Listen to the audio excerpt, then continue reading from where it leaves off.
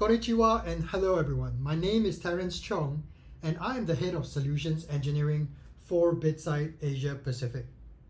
On behalf of Constella Security and BitSight, welcome to the 2024 State of Japan Cybersecurity presentation, and I would like to extend our gratitude to all of you for attending this presentation.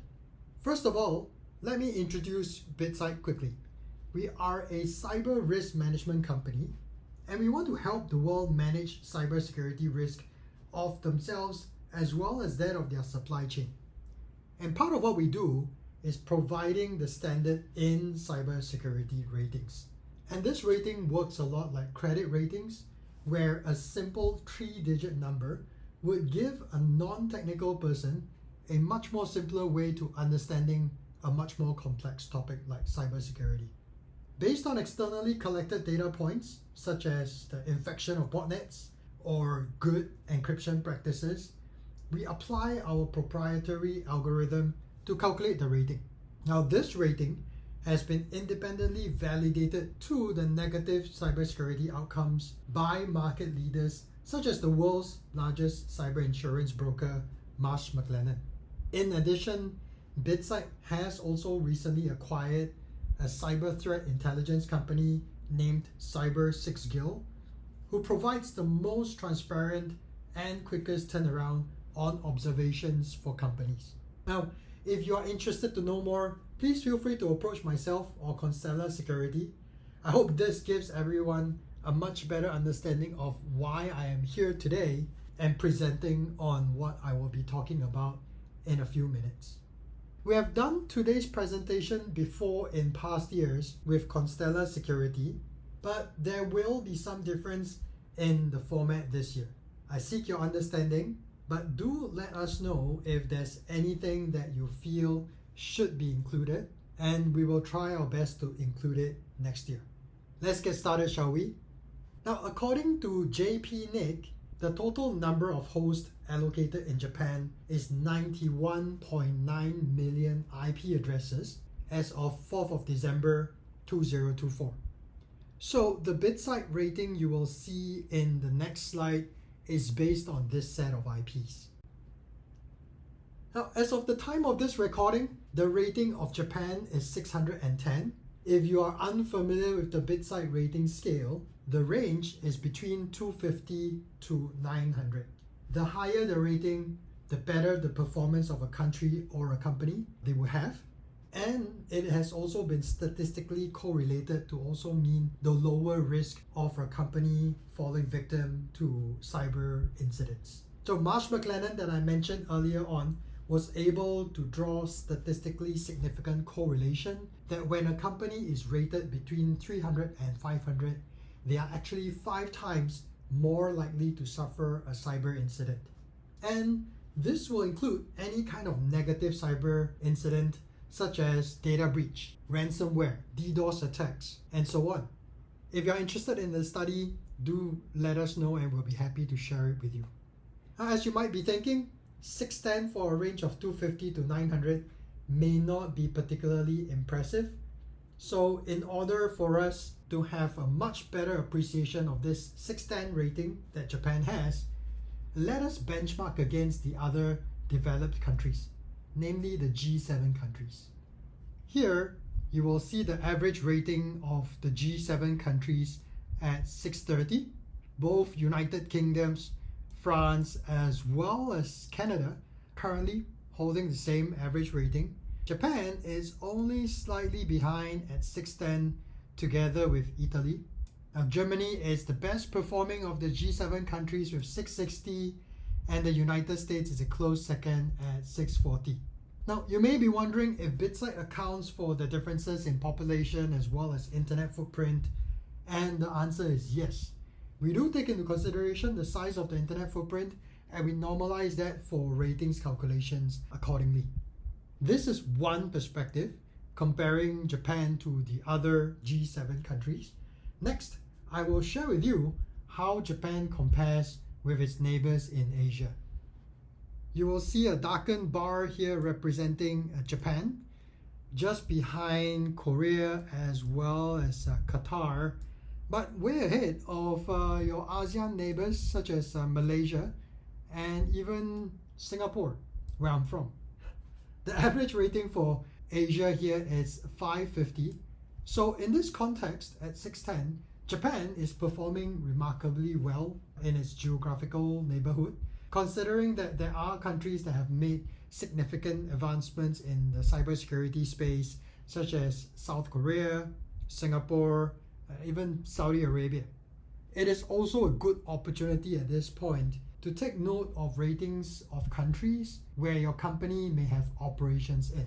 For example, if your company were to have a remote office or a factory in Laos, you can see the security rating for Laos is relatively poor in comparison.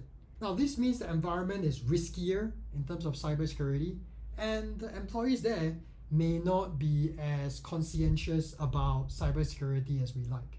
Now, this will give you a good reason to adopt a slightly different approach as you would be managing Japan towards managing cybersecurity risk in Laos. Talking about offices, let us move on to take a deeper look into the performance of different industries within Japan and their performance year on year, comparing the beginning of the year with the end of the year, as well as comparing with the other G7 countries. So first, let's take a look at the year-on-year performance, January of 2024 versus the December of 2024.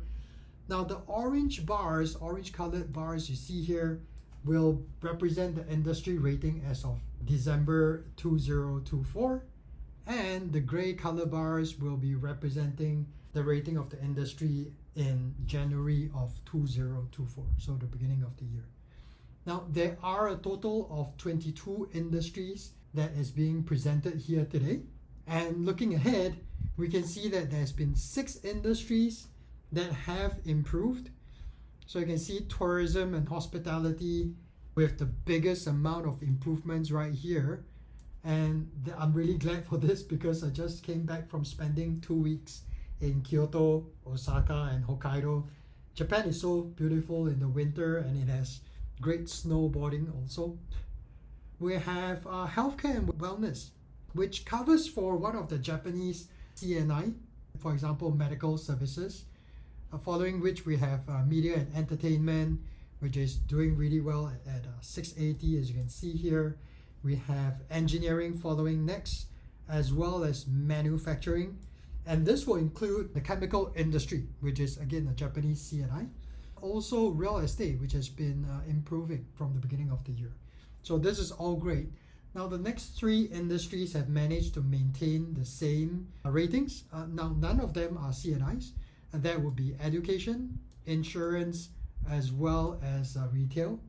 Unfortunately, there's quite a number of entities that have reduced in rating, a total of 13 of them. And unfortunately, we can see a number of CNIs in this space. So specifically for energy and resources, which covers for nuclear energy and petroleum industry. We have the finance industry, of course, financial services and credit card services. We have aerospace and defense that covers for defense and security, which is again, another Japanese CNI. We have fruit production, which is your food and agriculture, Japanese CNI. We have government and politics, which are your government and public administration. Telecommunications, which is the same name in Japanese CNI. We have transportation that covers for logistics, airport and aviation as listed as Japanese CNIs. And finally, also utilities, which are your water supply, electric and gas. So the 3 lowest industries you can see here is under transportation, utilities, as well as legal. Now that we've seen the changes in the performance for Japanese industries across 2024, let's see how the Japanese industries are performing against their peers in the G7 developed countries. Again, across the same 22 industries, we have 4 industries that are performing above the G7 average. We have media and entertainment, government and politics, which is great to see here. we have manufacturing as well as business services. Now there is only one industry that is on par with the G7 average, and that's your tourism and hospitality. That leaves 16 of the industries that are underperforming when compared with the G7 average. 3 most underperforming industries as energy and resources, you have your retail, as well as utilities. I think this would be highly concerning as the number of Japanese CNIs such as your water, electricity, as well as gas to be possibly at a higher risk compared to the developed countries, as does airports, railways, and logistics, which are core backbone to delivering crucial supplies as well, event of a disaster, right? So those would be good to maybe put some focus on. Up to now, we have been observing Japan and its industries through the lens of BitSight cybersecurity risk rating. BitSight also provides a deeper look through 25 different risk vectors, and they provide deeper insight into why a company or country is performing the way it does. Now, these risk vectors provide a glimpse into observations such as compromised or infected machines within a company or country, which in turn will give you an insight into the efficacy of their cybersecurity strategy for the companies and countries. Now, let me share with all of you a deeper understanding of what the issues are that are plaguing Japan, the G7 countries, and Asia in the next 12 months. Now, we first look at 6 of those risk vectors. We have compromised systems, which are 5 risk vectors, and file sharing. Now, these will provide you with a glimpse of infections that are going on in the region, and also the BitTorrenting and Nutella traffic going on under file sharing. Now, in these graphs, you will want the ratings to be as high as possible. This would mean that you're better. Now, Japan is performing above the G7 and Asia averages in botnet infection. That's right here. And this has been constant in the last 12 months, so this is really good. Next, we move on to malware servers. A malware server is a risk vector that is an indication that a system is engaging in malicious behavior or activity, such as phishing, fraud, or scams. Now, there seems to be a sudden drop for all 3 regions in the midpoint of 2024. Of course, the G7 countries ending up worst off here. Asia landed at about 750, they're doing really well. And Japan is still below Asia by about 90 points, but still very respectable. Next, we have potentially exploited, which is a risk vector that indicates that a device on a company's network or a country's network is running potentially unwanted programs or potentially unwanted applications, right, such as browser plugins. Now, unfortunately, Japan has been fairly constantly low in this regard compared to Asia and G7 for 2024. We move on to spam propagation, which is a risk vector composed of spam bots, where a device on a company's network is unsolicitedly sending commercial or bulk email, also known as spam. Now, if spam originates from an email address or devices from within a company's network, that is an indication of an actual infection. So it's good to see for Japan, there was a good sharp increase for most of 2024. However, in the Q4 period, there seems to be a sharp drop. And at the moment, you're slightly below Asia, but still slightly higher than G7. So that's pretty good. Right, so something to watch out for. Unsolicited communications is a really interesting risk vector that indicates if a host is trying to contact a service on another host, right? So it's trying to ping for connections.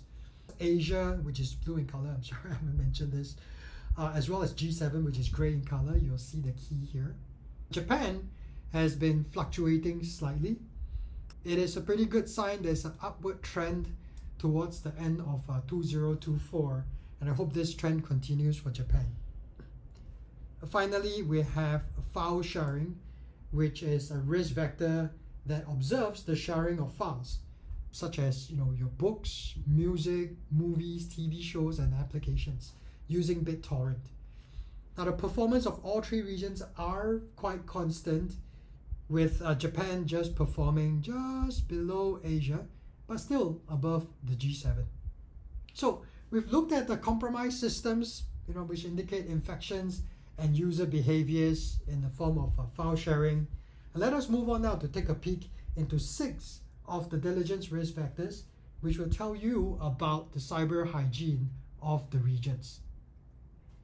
In regards to the management of encryption in Japan, we can see through SSL configurations, which is a risk vector determines if a use security protocol library supports strong encryption standards when making connections to other machines. We can see that Asia is the poorest performer here. Japan, it's a respectable in the middle here. G7 is leading in this regard.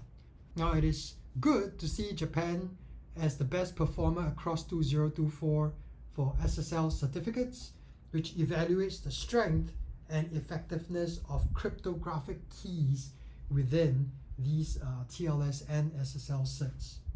Next, we move on to open ports, which is a risk vector that observes ports that are exposed to the internet, right? So also known as open ports. While certain ports must be open to support normal business functions like a port 80, and port 443, few companies will actually have no ports open. Right? The fewer ports that are exposed to the internet, the fewer openings there are for an attack, and it is good to see Japan performing constantly and very well here at the same standards as the G7 countries. Next, we have web application headers, which is a risk vector that does content checks on headers on websites. The data is analyzed to determine if security risks posed to an organization's application users. It would seem Japan started off the year pretty well here, and similarly for Asia, but Japan kind of trended downwards, whereas Asia kind of improved, and almost to the point to where the G7 countries are. And next we have server software. Now, server software risk vector tracks security problems introduced by server software that are no longer supported. And here we'll see that Japan's performance has been pretty constant, and that's very good. Similarly to Asia up here as well as G7. For this page, the interesting risk vector is right here. That's insecure systems, which is a risk vector that assesses endpoints, which can be any computer, server, device, system, or appliance with internet access that are communicating with an unintended destination. Now, this will include IoT devices such as your smart TVs or even your smart kiosks. Now, it is interesting to see here Japan to be performing significantly better than Asia and G7 in the first half of 2024, but suddenly there was a steep drop, and for now Japan is performing below Asia as well as G7. So that's quite unfortunate. I hope this gives everyone a good understanding of where Japan is across the different risk vectors and a slightly different, deeper view that we can provide. It was seen by these 12 risk vectors that there could be some amount of improvements that Japan can be making. As we come to the end of the presentation, let us take one last look at the performance of the top 100 Japanese companies, how they've performed year on year, beginning of the year versus end of the year, and also how they compare to the rest of the world instead of G7 and Asia. In the top left, we are seeing 43% of the top 100 Japanese companies improving on their cybersecurity risk, and that is really great. Also, unfortunately, we see a similar number of companies who have decreased at 41%. So 16% of the top 100 companies have managed to maintain a similar posture, so that's fairly respectable. Now, comparing with the world average here, unfortunately, 80% of the Japanese top 100 companies are not performing as well as we would have liked, with only 16% of the top 100 companies performing better than the world average. Now, looking on the right to give you a bit more perspective, you will see that BitSight does tiering for the ratings. So if you are 640 and below, you're considered basic.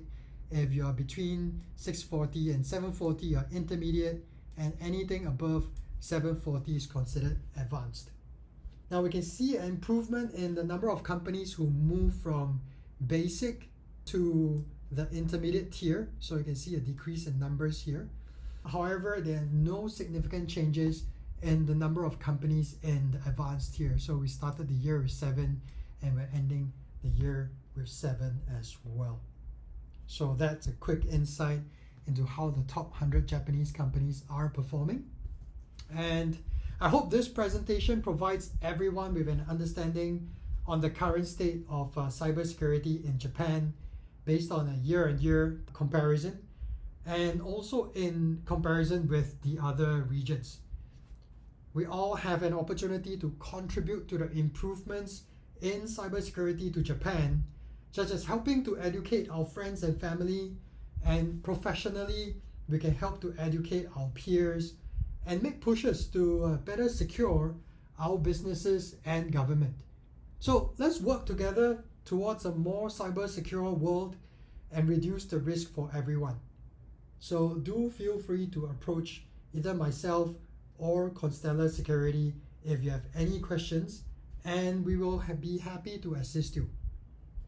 Again, thank you so much for your time and attention. It's been a great pleasure to do this and to be able to share BitSight's observations with all of you. With that, thank you so much. Arigatou gozaimasu.